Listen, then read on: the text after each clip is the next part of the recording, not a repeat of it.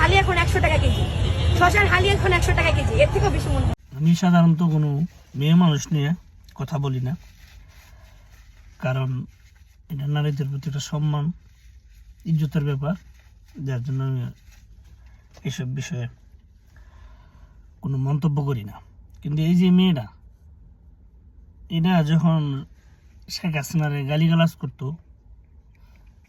তখনই বলছে এটা মাদকাসক্ত, মাদক সেবন করে, মানে নেশাখোর, অথবা যে কোনো পারিবারিক ট্রমার মধ্যে আছে, যার জন্য এর আচরণ এরকম স্বাভাবিক না।